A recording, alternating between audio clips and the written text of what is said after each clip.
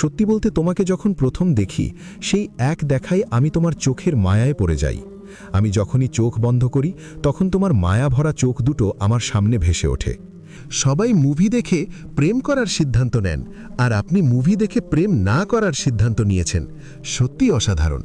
আচ্ছা হুমায়রা, আমার জানা মতে ইসলামে বিয়ের আগে প্রেম হারাম, কথাটা কি ঠিক? জি, এইটি ঠিক। বিয়ের আগে প্রেম হারাম। আচ্ছা, আপনি কার লেকচার শুনতে ভালোবাসেন? আমার অনেকেরই লেকচারই ভালো লাগে। তার ভিতরে সবথেকে ভালো লাগে ডক্টর জাকির নায়েক আর নুমান আলী খানের লেকচারগুলো। আপনি কার লেকচার শোনেন? আমি সন্দীপ মাহেশ্বরী, ডক্টর বিবেক বেন্দ্রা। খুবই ভালো, কিন্তু একটা প্রশ্ন ছিল, করব? জি বলুন। সন্দীপ মাহেশ্বরী বিবর্তন তত্ত্ব বিশ্বাস করে, বান্দর থেকে মানুষ এসেছে। আপনিও কি তাই বিশ্বাস করেন? দেখুন, আমরা অনেকেই কিছু মানুষকে পছন্দ করি, তার মানে এই না যে তার সব কিছুই পছন্দ করি বা সবকিছু বিশ্বাস করি। আমি জানি সন্দীপ মাহেশ্বরী এক লেকচারে বলেছেন যে মানুষ বান্দর থেকে এসেছে, কিন্তু তিনি ওইটা ওখানে হয়তো হাসানোর জন্য বলেছিলেন। তারপরেও যেভাবে কথাগুলো বলেছিলেন, আমার মনে হয়েছে সন্দীপ মাহেশ্বরী নিজেও বিবর্তন বিশ্বাস করে। আমি একজন বিজ্ঞানের ছাত্র হিসেবে বলতে পারি এই বিবর্তনের কোনো প্রমাণ নেই। এইটাকে আমরা রূপকথার গল্পের সঙ্গে তুলনা করতে পারি। আর এই বিষয়ে আরও জানতে চাইলে ডক্টর রাফান আহমেদের লেখা Homo sapiens retailing hour story বইটা পড়তে পারেন। আরও অনেক বিষয় আছে যেগুলোতে আমি সন্দীপ মাহেশ্বরীর সঙ্গে একমত নই। যেরকম সন্দীপ মাহেশ্বরী বলেছেন লাভ ম্যারেজ ভালো, কিন্তু আমি দেখি সবথেকে ভালো সংসার হয় অ্যারেঞ্জ ম্যারেজে।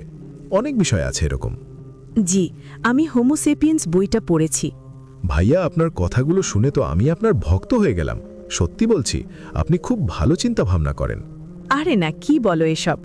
আচ্ছা, আপনার পছন্দের বইয়ের নাম কি? The 5 love languages. আপনার? প্যারাডক্সিক্যাল স্যাজেদ। বাহ, আমার নামের সঙ্গে মিল আছে দেখছি। আচ্ছা, একটি বিষয় জানার ছিল। জি বলুন, কি জানতে চান? আসলে আপনি অনেক সময় মাহরাম শব্দটা উল্লেখ করেছেন। মনে হয় শব্দটি আগেও শুনেছি, কিন্তু আমি বুঝতে পারছি না এইটা বলে কি বুঝায়। আপনি যদি একটু বুঝিয়ে বলতেন। জি, মাহারাম ও গায়রে মাহারাম বলতে কি বোঝায় তা আমরা অনেকেই জানি না। যে সকল পুরুষের সামনে যাওয়া, তাদের সাথে বিনা প্রয়োজনে কথা বলা, দুষ্টামি মজার রসিকতা করা ইসলামী শরিয়াতে জায়েজ নয়, হারাম, এবং যাদের সাথে বিবাহ বন্ধনে আবদ্ধ হওয়া বৈধ তাদেরকে গায়রে মাহারাম বলে। বস্তুত গায়রে মাহারামের সামনে একান্ত অপারগ্য হয়ে যদি যাওয়াই লাগে, তবে নারী ইসলামিকভাবে পরিপূর্ণ পর্দা করে সামনে যেতে হবে এবং নম্র কোমল কণ্ঠে বা ইনিয়ে বিনিয়ে কথা বলা যাবে না। জানেন কি গায়রে মাহারাম কারা? না। সহজ ভাষায়, মাহারাম পুরুষবাদের সমস্ত বিশ্বে মহাবিশ্বে যত পুরুষ আছে সবাই গায়রে মাহারাম। নিজ পরিবারে কাজিন, চাচাতো, খালাতো, মামাতো, ফুপাতো ভাই, দুলা ভাই, দেবর, ভাসুর, সমস্ত চাচা শ্বশুর, মামা শ্বশুর, খালু ও ফুপা শ্বশুর, নিজ খালু ও ফুপা, এরা সবাই গায়রে মাহারাম, শুধু আপন দাদা ও নানা শ্বশুর বাদে। তাদের সামনে নিজেকে প্রদর্শন করা আল্লাহর হুকুমের অবাধ্যতা। মাহারাম ছাড়া সকল পুরুষের সামনে পর্দা করতে হবে। ভাবছেন এরা তো আপনার ফ্যামিলি, আপনার নিকট আত্মীয়, এদের সামনে যাওয়া কেন নিষেধ হবে? নিশ্চয়ই আল্লাহ তাআলা যা জানেন অবশ্যই আপনি তা জানেন না। ইসলামের এই বিধান শুধুমাত্র আখিরাতের নাজাতেরই উপায় নয়, বরং আমাদের দুনিয়ার জীবনের শান্তি, স্বস্তি এবং পবিত্রতারও রক্ষা কবচ। নারীর 14 জন মাহারাম পুরুষ কারা এক নজরে দেখে নিন। 1. স্বামী, দেখা দেওয়া সৌন্দর্য প্রদর্শনের প্রেক্ষিতে মাহারাম। 2. পিতা, দাদা, নানা ও তাদের ঊর্ধ্বতন পুরুষগণ মাহারাম। 3. শ্বশুর, আপন দাদা শ্বশুর ও নানা শ্বশুর এবং তাদের ঊর্ধ্বতন পুরুষগণ মাহারাম। 4. আপন ছেলে, ছেলের ছেলে, মেয়ের ছেলে ও তাদের ঔরসজাত পুত্র সন্তান এবং আপন মেয়ের স্বামী মাহারাম। 5. স্বামীর অন্য স্ত্রীর গর্ভজাত পুত্র অর্থাৎ সৎ ছেলে মাহারাম। 6. আপন ভাই, সৎ ভাই মাহারাম। 7. ভাতিজা অর্থাৎ আপন ভাইয়ের ছেলে এবং সৎ ভাইয়ের ছেলে মাহারাম। 8. ভাগ্নে অর্থাৎ আপন বোনের ছেলে এবং সৎ বোনের ছেলে মাহারাম। 9. এমন বালক যার মাঝে মহিলাদের প্রতি কোনো আকর্ষণ নেই অর্থাৎ পাগল ও শিশু। 10. দুধ সম্পর্কীয় পিতা, দাদা, নানা, চাচা, মামা এবং তাদের ঊর্ধ্বতন পুরুষগণ মাহারাম। 11 দুধ ভাই, দুধ ভাইয়ের ছেলে, দুধ বোনের ছেলে এবং তাদের ঔরসজাত যে কোনো পুত্র সন্তান মাহারাম। 12 দুধ সম্পর্কীয় ছেলে, তার ছেলে, দুধ সম্পর্কীয় মেয়ের ছেলে এবং তাদের ঔরসজাত যে কোনো পুত্র সন্তান মাহারাম এবং দুধ সম্পর্কীয় মেয়ের স্বামী মাহারাম। বুখারী শরীফ হাদিস নম্বর 5099, মুসলিম শরীফ হাদিস নম্বর 1144। 13 আপন চাচা, সৎ চাচা। 14 আপন মামা, সৎ মামা।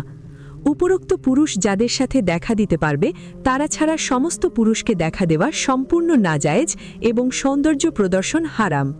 আচ্ছা, এই মাহারাম নন মাহারাম কি শুধু মহিলাদের ক্ষেত্রেই প্রযোজ্য? না, মোটেও তা নয়। পুরুষের জন্যেও মাহারাম গায়রে মাহারাম বিধান প্রযোজ্য। পুরুষদের জন্যেও মাহারাম নারী 14 জন। তারা হলো মা, খালা, ফুপু, শাশুড়ি, দুধমা, বোন, দাদি, নানি, নাতনি, দুধ বোন, মেয়ে, ভাইয়ের মেয়ে, বোনের মেয়ে, ছেলের বউ। মুমিন পুরুষদেরকে বল, তারা তাদের দৃষ্টিকে সংযত রাখবে এবং তাদের লজ্জাস্থানের হিফাজত করবে। এটাই তাদের জন্য অধিক পবিত্র।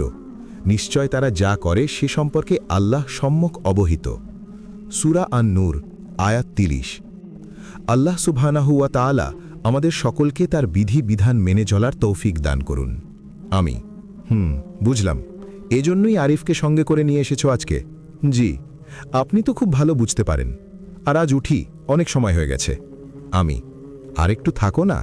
সুভা, না থাকা যাবে না, অনেক সময় হয়ে গেছে, এসেছি। এই বলেই একটি বড় প্যাকেট এগিয়ে দিল আমার দিকে। সুভা, এইটা আপনার জন্য। আমি, কি আছে এতে? ছোট একটি উপহার, নিন না প্লিজ। আমি, ঠিক আছে, কিন্তু আমি তো আপনার জন্য কিছুই আনি নাই। সুভা, আমার লাগবে না, কিছুদিন পরে তো আপনি নিজেই আমার হয়ে যাবেন, আমার আর কি লাগবে। আমি, তাই নাকি? কিন্তু আমি আমার প্রিয়তমার সঙ্গে প্রথমবার এভাবে দেখা করতে এলাম, কিছু আনবো না তা কি করে হয়? এই বলে একটি প্যাকেট সুভার দিকে এগিয়ে দিলাম। সুভা, জাজাক আল্লাহ, তাহলে আজ উঠি। তারপর সুভা আর আরিফ চলে গেল। 5টা পিৎজা প্যাকেট করে আরিফকে দিয়ে দিলাম। নিতে চাইছিল না, জোর করে দিয়ে দিলাম। আর আমিও বাসায় চলে আসলাম। সুভা বাসায় গিয়ে সাজিদের দেওয়া প্যাকেটটা খাটে রেখে ফ্রেশ হতে চলে গেল। এই সময় নিশি সুভার রুমে এসে দেখতে পেল সুন্দর একটি প্যাকেট, তাই ও খুলে ফেলল। নিশি একটি চিঠি আরও একটি ছোট প্যাকেট দেখতে পেল। নিশি চিঠিটা খুলে পড়ে তো হাসতে হাসতে বেহুশ অবস্থা। নিশি হাসতেছে আর আপু আপু বলে চিৎকার করছে। সুভা রুমে এসে, সুভা, কি হয়েছে, এত হাসি কেন? তোকে না বলেছি এভাবে এত উচ্চ গলায় হাসতে নেই? নিশি, সরি আপু, কিন্তু দেখ তোমার পাগল তোমাকে চিঠিতে কি লিখেছে। সুভা, আমার পাগল মানে? চিঠিটা হাতে নিয়ে।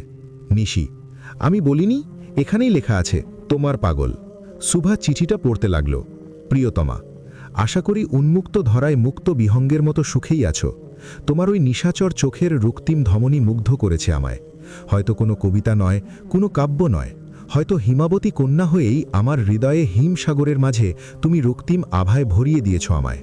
তোমাতে খুঁজে পেয়েছি আমি আমার মনের 4 দেওয়াল। তুমি আমার স্বপনে আকাশ সুখের কার্নিভাল। আমি কখনো কল্পনাও করিনি যে এইভাবে কোনো মেয়েকে চিঠি লিখব। আমি তোমাকে বলেছিলাম যে আমার কোনো মেয়েকে প্রপোজ করার সাহস হয়নি, তাই আমি ভেবে নিয়েছিলাম আমার জীবনে প্রেম ভালোবাসা বলতে কিছু নেই। আর এই কথাটাই আমি মনে প্রাণে বিশ্বাস করতাম। কিন্তু হঠাৎ তুমি আমার জীবনে আসলে, যেভাবে রাতকে জয় করে সূর্য ওঠে। সত্যি বলতে তোমাকে যখন প্রথম দেখি, সেই এক দেখায় আমি তোমার চোখের মায়ায় পড়ে যাই। আমি যখনই চোখ বন্ধ করি তখন তোমার মায়া ভরা চোখ দুটো আমার সামনে ভেসে ওঠে। ইচ্ছে করে সারা জীবন এই মায়ায় জড়িয়ে থাকি। তুমি জানো, আমার প্রিয়তমাকে ঘিরে আমার অনেক ইচ্ছে আছে। আমার প্রিয়তমা আমাকে নিজ হাতে খাইয়ে দিবে, আমরা লং ড্রাইভে ঘুরতে যাব, আমার ঘড়ি হাতে পরিয়ে দিবে, টাই বেঁধে দিবে। মাঝে মাঝে আমরা একসঙ্গে বৃষ্টিতে ভিজব, একসঙ্গে সূর্য উদয় দেখব, ফিসফিস করে কথা বলবো। আমরা একে অপরকে ভালোবাসব ও সম্মান করব। আমার প্রিয়তমা মাঝে মাঝে আমার জন্য সাজগোজ করবে। আরও অনেকে আছে, এখন মনে নেই। আর এখানে তুমি করে বলার জন্য দুঃখিত। সত্যি বলতে আমার প্রিয়তমাকে তুমি করে বলতেই বেশি ভালো লাগে। শেষে একটাই প্রশ্ন, আপনি কি আমার প্রিয়তমা হবেন? ইতি, আপনার পাগল। এই চিঠি পড়ে তো সুভা আর নিশি দুজনেই হাসতে হাসতে শেষ। এত অদ্ভুত চিঠি আগে কখনো দেখেনি। নিশি, দেখলে আপু, আমি কি এমনি এমনি হাসলাম? সুভা, আচ্ছা খাটের উপর ওইটা কি? ও আপু, আমি তো ভুলেই গিয়েছিলাম, চিঠির সঙ্গে এই প্যাকেটও ছিল। নিশি প্যাকেট খুলে, ওয়াও আপু, এটা তো একটা রিং, আংটি। বাহ, পাগলের তো পছন্দ আছে বলতে হতে। নিশি: অনেক কিউট তাই না আপু? সুভা: তোর কি পছন্দ হয়েছে? তাহলে তুই নিয়ে নে। না আপু, লাগবে না, আমি পরে কিনে নিব নে। তোমার পাগল যদি জানতে পারে যে তার দেওয়া প্রথম উপহার এভাবে আমি হাতিয়ে নিয়েছে, তাহলে তো পাগলের একেবারে হার্ট অ্যাটাক হয়ে যাবে। এইদিকে সাজিদ সুভার দেওয়া গিফটের প্যাকেট খুলতে লাগল। প্যাকেট খুলে দেখতে পেলাম অনেকগুলো বই। এখন আমার খুশি দেখে কে? আপনজনের কাছ থেকে প্রিয় বস্তু উপহার পাওয়ার মজাই আলাদা। অনেক আগ্রহ নিয়ে বইগুলো দেখতে লাগলাম। 1. বাংলা কুরআন। কুরআন দেখেই মনটা খারাপ হয়ে গেল। জীবনের এতগুলো বছর পার করে দিলাম, না জানি কত বই পড়েছি, কিন্তু যেই বইটা আমার সবথেকে আগে পড়া উচিত ছিল তা কখনো হাত দিয়েও দেখেনি। যে বইটা আমার সৃষ্টিকর্তার কাছে থেকে এসেছে তা দেখার কোনো সময় হয়ে ওঠে নাই। জানি না আল্লাহ আমাকে এর জন্য কত কঠিন শাস্তি দিতে পারে। কথাগুলো মনে মনেই ভাবছিলাম। ভাবতে ভাবতে কোরআনটা রেখে অন্য বইগুলো দেখতে লাগলাম। 2. প্যারাডক্সিক্যাল সাজিদ, আরিফ আজাদ। 3. প্যারাডক্সিক্যাল সাজিদ 2, আরিফ আজাদ। 4. ইসলামী আকিদা, ডক্টর আবদুল্লাহ জাহাঙ্গীর। 5. বেলা ফুরাবার আগে, আরিফ আজাদ। 6. ফেরা, সিহিন্তা শরীফা, নাইলা আমাতুল্লাহ। 7. প্রত্যাবর্তন, আরিফ আজাদ। 8. সলাত নবীজির শেষ আদেশ, শায়েখ আহমদ মুসা জিব্রিল। বইগুলো দেখে আমি ভাবতে পারছি না কোনটা আগে পড়তে শুরু করব। ভাবলাম আগে সুবাহার সঙ্গে একটু কথা বলে নেই। যেই ভাবা সেই কাজ, কল করলাম। সুবাহা: আসসালামু আলাইকুম ওরহমতুল্লাহি ওয়াবারাকাতুহু। আমি: ওয়ালাইকুম আসসালাম। সুবাহা: ভালো আছেন? আমি: জি ভালো আছি। আপনি? সুবাহা: জি আলহামদুলিল্লাহ ভালো। আর আপনি তো সত্যি পাগল, আপনাকে এত দামি রিং কে দিতে বলেছে? আমি: কেন, আমি কাউকে কি উপহার দিব ওটা কি লোকের কাছে শুনে দিতে হবে? সুবাহা: তা বলিনি, এত টাকা খরচ করার কোনো মানে হয় না। আমি: কেন, আপনার কি পছন্দ হয়নি? সুবাহা: আপনার ইচ্ছাগুলো আমার পছন্দ হয়েছে। আমি: তাই নাকি? তাহলে আমার প্রশ্নের উত্তর দিলেন না তো? সুবাহা: কোন প্রশ্ন? আমি: কেন, ওখানে তো লেখাই আছে আপনি কি আমার প্রিয়তমা হবেন। সুবাহা: ও, না হলে কি আপনার সঙ্গে ফোনে কথা বলতাম? আচ্ছা বাদ দেন, কি করেন এখন? আমি: আপনার সঙ্গে কথা বলি। সুবাহা: ও আচ্ছা ঠিক আছে, আপনি কথা বলেন, তাহলে আমি যাই। আমি: কেন? ওই যে মাহরাম না। আমি: একটি কথা বলে যান। সুবাহা: বলুন। আমি: আপনি এত কিছু জানেন, তাহলে আমাদের বিয়ের তারিখ এত দেরি করে রাখলো, আপনি প্রতিবাদ করলেন না কেন? আপনি কি জানেন না বিয়ে ঠিক হলে আমি আপনার সঙ্গে কথা বলতে চাইব?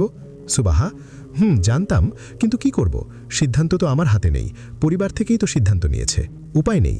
আমি: আর যা হবার হয়েছে, এই তো মাত্র 15টা দিন, তারপর আপনি আমাদের বাসায় থাকবেন। সুবাহা: মাত্র 15 দিন মানে? আমি: 15 দিন পর আমাদের বিয়ে। সুবাহা: কিন্তু বিয়ের পর তো আমি এখানেই থাকব। আমি: মানে কেন? সুবাহা: কেন মানে কি, আপনি জানেন না সামনে মাসে 10 তারিখে শুধু আমাদের বিয়ে পড়ানো হবে, কোনো অনুষ্ঠান হবে না, আমার পরীক্ষার পর বড় করে অনুষ্ঠান করে আপনাদের বাসায় নিয়ে যাবে আমাকে। আমি: মানে কি, আমাকে তো এসব কিছু বলে নাই। আচ্ছা ঠিক আছে, আমি দেখতেছি, আপনি ফোন রাখতে পারেন। ফোন কেটে দিয়ে আম্মুর রুমে গেলাম।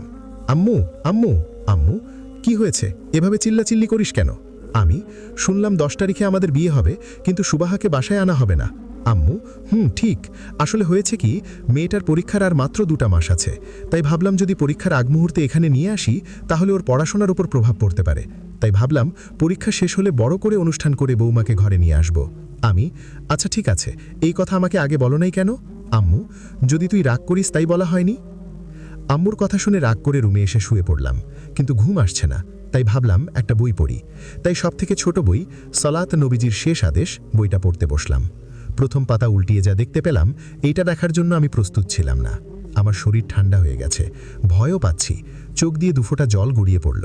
প্রথমেই লেখা ছিল, যারা সলাত আদায় করে না তারা নিজেদেরকে জিজ্ঞেস করুন, কে উত্তম, আমি নাকি শয়তান? আপনারা জানেন ইবলিস অত্যন্ত ইবাদত গুজার একজন ছিল। আল্লাহ যখন ফেরেশতাদের আদমের প্রতি সাজদাবনত হতে আদেশ দিলেন, ইবলিস তা প্রত্যাখ্যান করে বসল। কেবল একটি সাজদা করতে অস্বীকৃতি জানানোর কারণে ইবলিস হয়ে গেল সবচাইতে নিকৃষ্টতম সৃষ্টি। 5 ওয়াক্ত মিলিয়ে 17 রাকাত সালাত, সর্বমোট 34টি সাজদা। কাজেই যে ব্যক্তি দিনে সালাত ছেড়ে দেয় সে 34টি সাজদা ছেড়ে দেয়। ইবলিস কেবল একটি সাজদার আদেশ অমান্য করেছিল। একটিমাত্র সাজদার আদেশ অমান্য করে বিতাড়িত শয়তানে পরিণত হয়েছিল সে। আর যে ব্যক্তি দৈনিক সালাত আদায় করে না সে 34টি সাজদার বিধানকে অবজ্ঞা করে।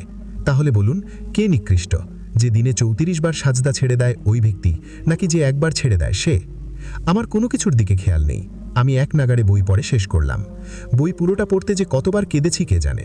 আমি কিছু বুঝতে পারছি না আমার কি করা উচিত। আমার মাথা কাজ করা বন্ধ করে দিয়েছে। আমি কাঁপা কাঁপা হাতে সুবাহাকে কল করলাম। সুবাহা রিসিভ করে সালাম দিয়েছে, কিন্তু আমি কিছু বলতে পারছি না। গলাটা ধরে এসেছে। আমি একেবারে কেঁদেই দিলাম। সুবাহা, কি হয়েছে? কাঁদছেন কেন? আমি কান্না জড়িত কণ্ঠে বলল, আমি সলাত নবীজির শেষ আদেশ বইটা পড়লাম। আমি তো কখনো নামাজ পড়ি না। আমার কি হবে? আল্লাহ কি আমাকে মাফ করবেন? আমি এখন কি করব? শুভহা, ও বুঝতে পারছি। আপনি শান্ত হন, কিছু হবে না। আল্লাহ অবশ্যই আপনাকে মাফ করবেন। আপনি এক কাজ করেন,